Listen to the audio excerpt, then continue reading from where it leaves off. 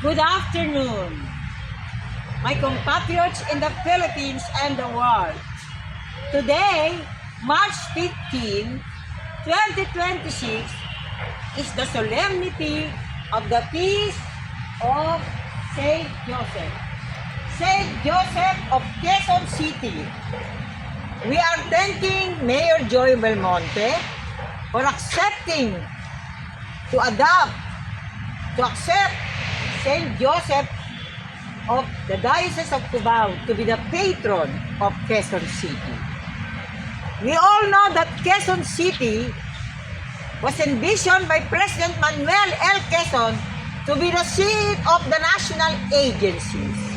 It is but proper now that as we celebrate, we offer all the Philippine government agencies, especially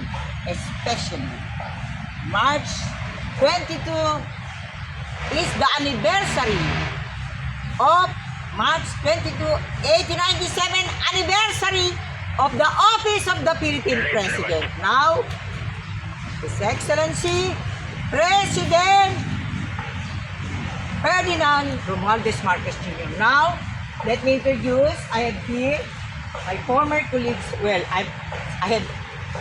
I'm very grateful to the Department of Environment and Natural Resources since I donated the Blessed Mother Interfaith of the Department of Environment and Natural Resources living together.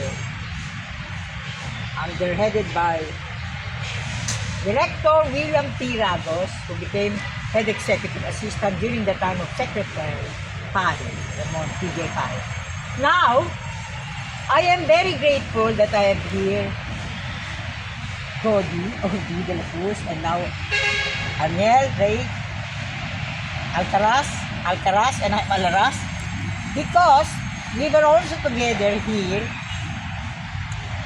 in 2022 when St. Therese of the Child Jesus called me to mark the 100 years anniversary, the 100 days in the presidency of His Excellency President Ferdinand Romualdez Marcos Jr.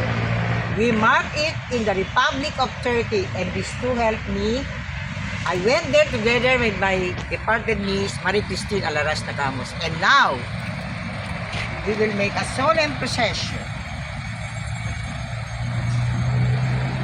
O Saint Joseph, you communicated to me your desire to bless the world for the peace of the world. And as we make our solemn procession, we invite my compatriots in the Philippines and the world that we begin to honor and nurture this event.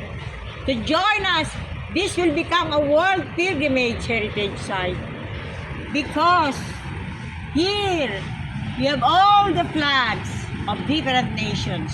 And I would like to thank all the different countries of the world that enabled me to make my sacred prophetic pilgrimage. So now,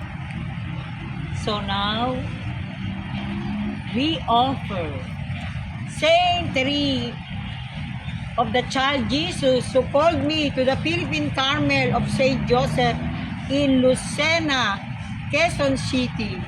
I know she's very happy because she called me to make my sacred prophetic pilgrimage to France and Belgium for the project Immortalizing Philippines-France Sacred Prophetic Relations, and above all, for the Transfiguration, the Philippines Transfiguration Temple for the world.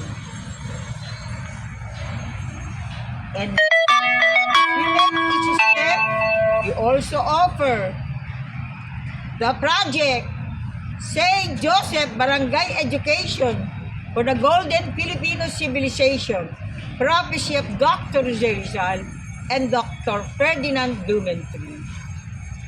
This is to prepare for a sacred prophetic November 2, 2026 National barangay elections together with the election of the Sangguniang Kabataan.